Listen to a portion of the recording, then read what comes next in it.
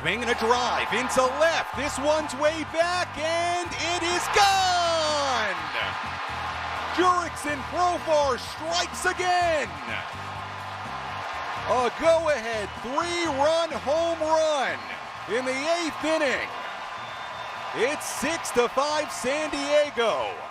All of that after Jurickson Profar was showing bunt. It's been that kind of season, a magical one for Profar and for the Padres, who win again last night over the Minnesota Twins 7-5. We welcome you into Gwynn and Chris. This is a tremendously short program today. That's because the Padres and Twins play again this afternoon at 3:40. Sam Levitt, whose voice you just heard right there, will be coming up with the EcoWater SoCal Padres pregame show in about 30 minutes. I'm alone in the studio today. Well, not alone. I've got Adam Klug with me, and it's always a pleasure to have him.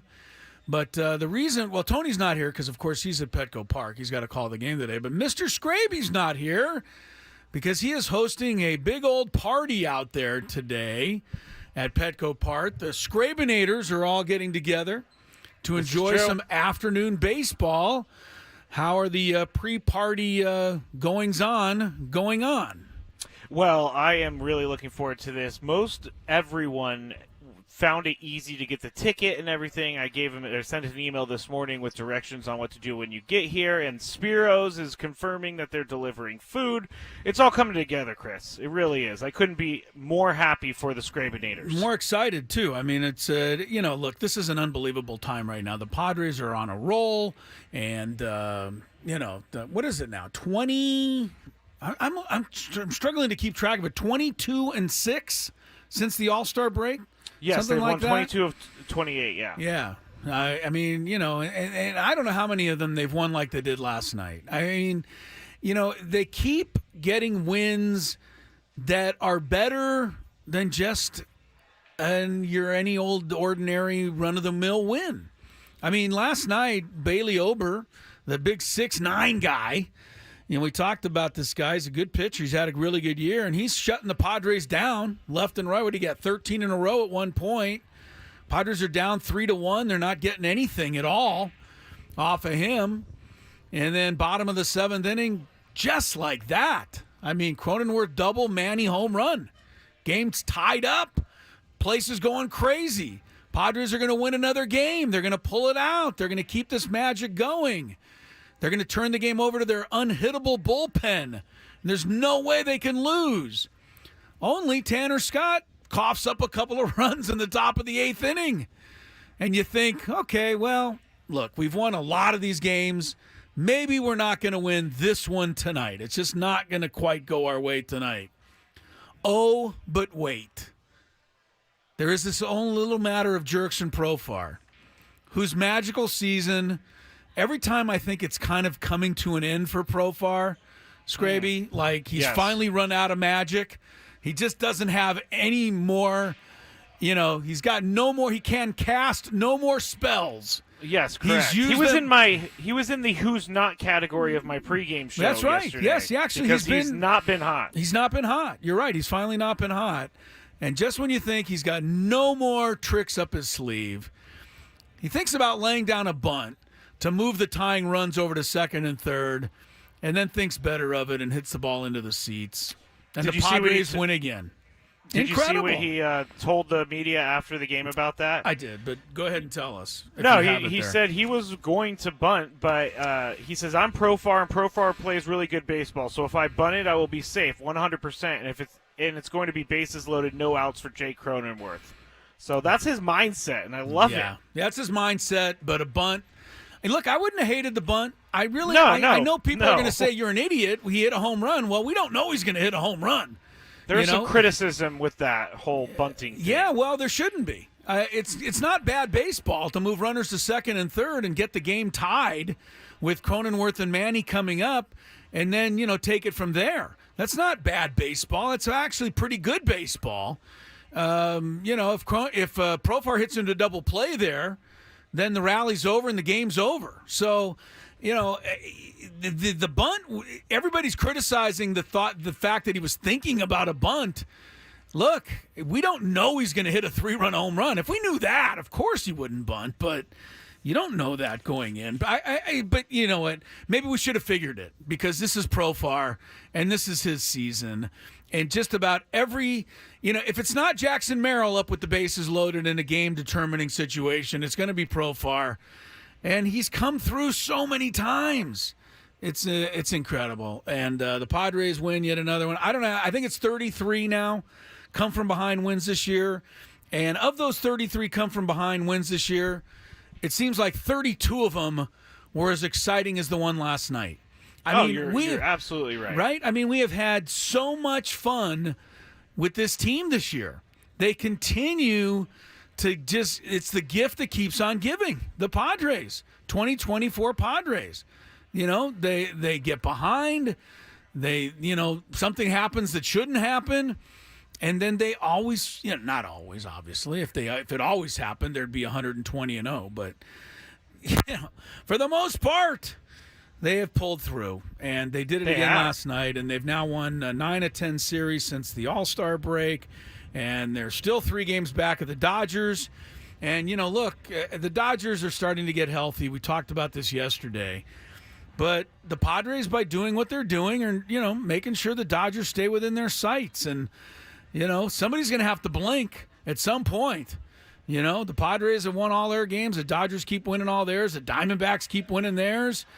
So, at some point, somebody's going to blink, and hopefully it's not the Padres. But they're only 3 games out of first. And more importantly to me, they're 6 games clear of the Mets right now for the final wild card spot. So can we make sure that we remember that the Twins are a very good team and they are competing for an American League Central title this year? They absolutely are. They're competing. This is not a pushover team that the Padres have beaten in the last 2 games. No, but the Padres have beaten good teams all year. I mean, you look you look at the rest of the American League wild card race. The Orioles are on top of that. Padres beat them. The Twins are next. The Padres beat them. The Royals are next. The Padres beat them. The Red Sox are next. The Padres beat them. This isn't surprising. The Padres have been beating good teams all year long. And, if I didn't know any better, I would say that bodes really well for the postseason. Because guess what? In the postseason, you're going to play a really good team. And the Padres have done so well against these teams. There's no reason not to be confident. I think the Padres bullpen, even though there was the hiccup last night, is probably better equipped to deal with a lengthy postseason run than maybe any other bullpen. I know the Phillies think they have a great bullpen. I'll tell you one thing. You can have Estevez to close games. I'll take Suarez any day. Yeah. Estevez is not a sure thing, and Jeff Hoffman and Alvarado is not anything automatic in front of that. So I think the Padres bullpen is better than the Phillies. Maybe I'm looking at it with rose-colored glasses, but I know the Padres bullpen is more reliable than what the Dodgers can roll out there. I know it's more reliable than what the Diamondbacks can roll out there. The Padres are really positioned in a good spot here. It seems to me the only thing that can trip them up in the postseason is if the Rockies go 60-0 the rest of the way and qualify for the playoffs. I'm surprised they haven't already been eliminated from playoff contention like the White Sox. Well, I think right now if the Rockies won every game, they'd win 83. That's a pretty good record then. That's if they don't lose another game. But by all intents and purposes, the Rockies have been eliminated. But that's the only thing that's really scaring me at this point. I will tell you what is scary about this team heading into the playoffs. Scary for us as Padres people. What? These defensive miscues, these kind of boneheaded plays are going to, if they continue throughout the postseason, in the playoffs, you make one of those mistakes, that could be the game right there. Give me the bonehead mistake that I didn't see last night. I was not tuned in. I've been moving my niece into her college apartment the last 2 days. So I've been, I saw the highlights of the game. I didn't see, what was the bonehead? Give me the bonehead. Well, there was a play. Adam, do you remember what I'm talking about? I didn't have proof. It was so bad that you didn't even know what it was. I was in the car driving, and I was listening to the game, and so I couldn't write it down. But They have defensive miscues, Chris. But every team does. Every yes, team does. but there are They these had an ones issue seem... where there was a throw to third base, and Tyler Wade was supposed Yes. to be covering third, and it went Yes. past him. Okay. And Correct. Martin Perez Correct. was backing him up, and the runner went from third to home, and Perez picked up the ball and threw it home and got an out. Okay. He did. So he what did, was the but problem? still. But that's not going to work out that perfect every single Well, time. if What you're- I'm if you're saying gonna- is if you're going to make these small mistakes in the playoffs, teams are going to make you pay for it. Well, I'm going to tell you that Tony, I think, hit it on the head yesterday. Tony's not here, so... I know, but I'm just telling you, he hit it on the head yesterday. 90% of the mistakes that the Padres make are mistakes where they're trying to do too much. Trying to make a play on the bases that's not there. Trying to take an extra base that's not there. I think as far as defensively, first of all, you can't ask a team to go error-free from now that. until the end of October. I understand All right, that. errors are going to be made, but I don't think the Padres spend a lot of time throwing the ball to the wrong base. I don't think Padres overthrow cutoff men. And if Tyler Wade was supposed to cover third, I mean, he's filling in at shortstop. He's doing a pretty good job overall. I'm not really worried about that. I think the Padres can play with anybody in that category. The Dodgers don't shine defensively. The Diamondbacks don't necessarily shine defensively either. So, yeah, all right, they made a mistake last night. It could have cost them. But, we have Jerks and Profar to erase those kinds of mistakes. So, Padres, look, 72-55 now. 17 games over 500. To put this in perspective, the Padres have 35 games remaining. They only have to go 18-17 to get to the 90-win mark. And the way they're playing right now, 18-17 seems like they could do that with their hands tied behind their back. So I don't want to get too far ahead of myself, Chris, and call it a team of destiny, but there is a feeling that I have that this team is going to continue with these winning ways because they've done it all season long. This is not something that they have just done here and there. This is something that we can actually almost count on for the Padres. yes, this but year. nobody was saying any of this at the All-Star break. I mean, they Well, were no, winning because they this is the time that they need to turn it on, and they are Well, you doing just it right said now. you just said they've been doing it all season long. They really haven't. Yeah, they've been coming from behind and winning all season I see. long. 33 games, right? Is that what you said? I think it's 32 games. or 33. I've lost track because they keep doing it, Well, that's a every good single thing. night. So it's hard to keep up. Padres win. Padres win. Speaking of Padres, first of all, it's a short show today, so I don't have a lot of time to do this. So guess what? I'm going to do it right now. For those of you that were here on time for the show yesterday, I tried to give away Padre tickets early in the show. Scraby wouldn't let me. Scraby said, "Oh, you got to hold on to them and make the people I love how wait." you blame me. Well, it's not a blame; For it's a it. fact. That's not Okay. blaming; that's factual. So today, I am going to reward you for being on time, and I am going to give away Padre tickets right now at the beginning of the show. Padres Mets game. These tickets are for Saturday night's game between the Padres and the Metropolitans. You might be aware that the Padres are making a push for the postseason. You can grab tickets at padres.com/tickets, or you can win a pair right now. I'm going to make it a little tough on you. Padres have been to 2 World Series. Who is the winning pitcher in the games that earned the Padres a trip to the World Series? Put another way, who was the winning pitcher when they beat the Cubs to get to the World Series in 1984 in that last game? And who was on the mound, got the win in 1998 when the Padres eliminated the Braves? You name those 2 pitchers, you are a Padre fan, my friend, and you will be on your way to see the Padres play Saturday night against the Mets. We'll tell you what else is going on in sports when we come back. Chris Ello, Tony Gwynn Jr., Scraby getting ready for his big party out at Petco Park. We're getting ready for Padre baseball. Glad you're with us on 97.3 The Fan. Local restaurant.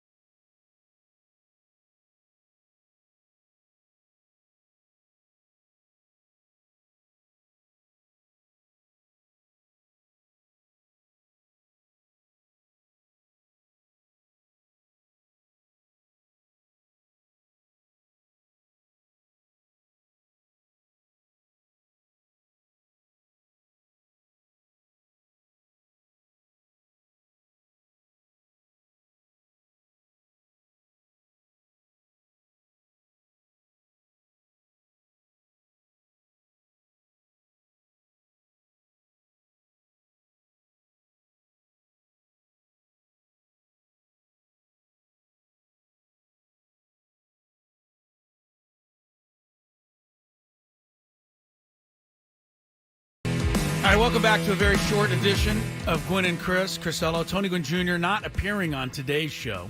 He is out at Petco Park, of course, getting ready for the broadcast.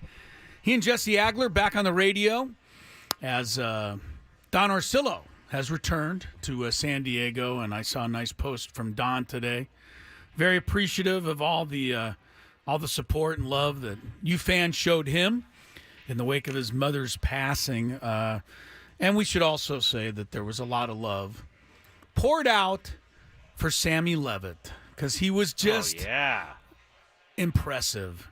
Back-to-back games, calling exciting Padre baseball. He's got a winning Jerks and Profar home run call now on his resume. Sammy was awesome. And even better than that for Sam, he won back-to-back games despite Matt Scraby doing his pregame show for him, and we know how you tend to jinx things. How about that? I'm 2-0 on the pregame, Chris. Yeah, maybe you should do it more. What do you think? I'm going to be doing it Monday. Seriously. They're going to start looking you up now to do the pregame show because you're winning. Unless something unforeseen happens, I think Monday might be my last one of the season. But we'll see. We'll see. If you win again, we can't change a winning combination. We want to congratulate John out there in Oceanside. Man, he was quick on that answer. The winning pitchers for the Padres in the two games that sent them to the World Series. 1984, Game 5 against the Cubs. Winning pitcher in relief was Craig Lefferts, the left-hander. And in 1998, when the Padres nailed it down against Adams' Atlanta Braves, another left-hander, Sterling Hitchcock, was the winning pitcher. John got that. He'll go see the Padres take on the Mets on Saturday night. All right.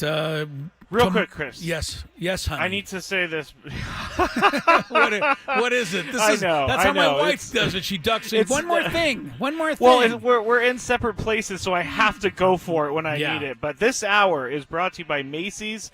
Back to school at Macy's is all about fresh starts and new looks. Save on must-haves like cargos, mini dresses, jeans, and more that'll hold up from the first day of school to the last. Plus, you'll find all the top quality brands you love. Shop Macy's and make the first day back the best one yet. Check out Macy's.com/back-to-school today. My mom went back to school today. I think teachers have like a very excited feeling going back to school, but also that, oh, man, we got to go back to school feeling. Well, I told you I was moving my niece in all day and last night. So she's getting ready to get into school. And I know San Diego State starts soon. And I will say, Scraby, they got to really put together over there on some of the campus housing. They checked all the students in today.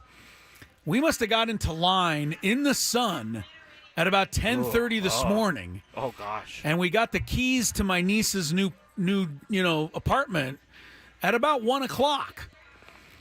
Yeah, it was about a 2.5 hour line stand for us. How much sweat poured down your head, your forehead? Goodness. I've lost like 15 more pounds off the SD fat loss thing. Just it was like hilarious. It's like standing in a sauna all afternoon. Well, you're very nice for doing that because whatever I can do. That's tough. Whatever I can do to help her get in there, and we saw our nice dorm room, and it's exciting, and all of her roommates, and putting her stuff in, and this is probably a story that almost everybody can identify with. She's moving into a college dorm room, so it's not very big, right? Scrabe, these things are not tend to be big. She brought enough stuff to move into a 4-bedroom house. Does she have a roommate in her room? She has a roommate in what they do now, at least from what I can tell, is they have kind of a community area with a couch and a TV and a kitchen. Yes. And then off of that they have like 4 bedrooms. Yes, that's what I had at the University of San Francisco. Okay, well, she's got one of those bedrooms with 3 other people in the other rooms. But what I'm saying is she can't fit even 1/10 of her stuff into her room. That's hilarious. So it'll probably all be coming back to my house by the time the day is over. I was just about to say it's going to end up in your garage. It'll end up in my garage somewhere. Let's give you a couple of quick notes on the Padres. Matthew Batten, who was called up yesterday when Hassan Kim went on the 10-day EIL, has been sent back to AAA. It was kind of weird. They have selected the contract instead of infielder Mason McCoy. So Mason McCoy, now I guess Batten was on the 40-man. McCoy's not on the 40-man. So in order to make room for McCoy on the 40-man, they had to transfer Fernando to the 60-day IL. But make no mistake, that means nothing in terms of when Fernando could potentially come back. He's already been out for 60 days. He hasn't played since June 21st. And according to reports that I saw, Fernando says he's close to coming back.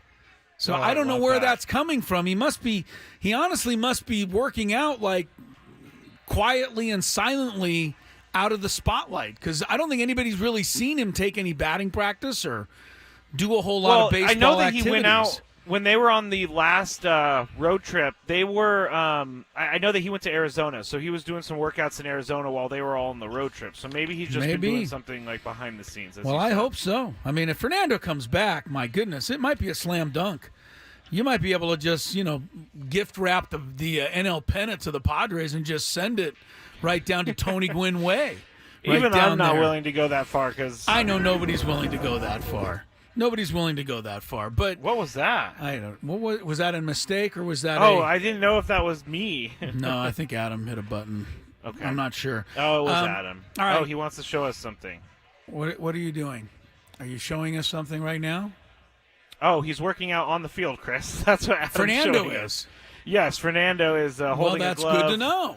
Yes, love it. Pointing at the camera like, I got you. I'm ready to go. Okay, we have you at the stadium for a reason, Scraby, so you can, uncover this kind of information for us. We also have our guy before the game from our man Sam Levitt. That was yesterday before the game. And then Kevin Acey spoke with Tatis, and he said he would. Tatis's words were, "I'll be back. I'll soon." be back soon. Now we don't know how soon is, but we don't. Right. I also have heard players say we're going to be getting Toddy back soon. And so if the players are saying that, then I believe he is going to be back soon. I believe it too. All right. So Fernando comes back. Maybe Darvish comes back. Musgrove's already back. Hassan Kim will probably be back to start September or shortly thereafter. And without all of that stuff, the Padres are going 22-6 anyway. It's got to start getting you thinking that something better could happen down the road for this baseball team.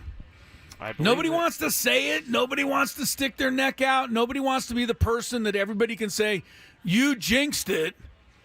Well, I've already pretty much stopped short of saying this team is a team of destiny. So I believe it, Chris. This team, and I know people are going to hate this comparison, but this team reminds me of the 2010 Giants. Middling throughout the year and then turn it on in the August, September, October months. They win a championship. I hope you're right. Nationals as well, yes. Here's the problem. Like when we talk to the people in Cleveland, the Guardians feel like it's their magic year. Everybody who's going to make the playoffs is going to feel like it's their magic year. So it's nice to feel that way, but it's really going to come down to winning these games. Cold water I on know. things. I'm throwing cold water on my own. Excitement. Because I really do believe this team has the ability to do something special. But just because they have the ability to do it, baseball is just not set up to always reward you. That's the problem. I get it. Really all you can control is can you get to the postseason. And the Padres are just about a lock to do that. After that, I mean, it could very well come down to 3 games on one weekend at Petco Park against probably a pretty good team. Yeah. Yeah, so, I mean, that's nerve-wracking, but hopefully not. That's kind of how baseball. No, it won't be the Phillies. Phillies. The Phillies aren't going to drop into a wild card.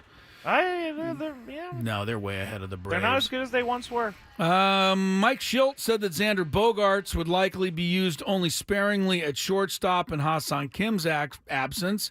Bogaerts then went on to say later, after that he prefers staying at second base. Doesn't really believe that moving back and forth is as easy as people might think. I love Xander Bogaerts. His attitude You is like him, huh? fantastic. I'm His glad you like attitude him. is fantastic. I'm He'll glad do you whatever like the team wants him to do. Really? He just said he just said he wants to stay at second base. Well, When his they manager- wanted him at second base from the beginning. His manager said he might be used sparingly at shortstop. He said he'd rather remain at second base. If they put him in at shortstop for an inning, I think he'll be fine. I don't think he wants to move from second to shortstop for a prolonged period of time. Well, Tyler Wade is again playing shortstop today, if you're wondering. Third day without Ha-Seong Kim. Third day that Tyler Wade gets the call to play shortstop.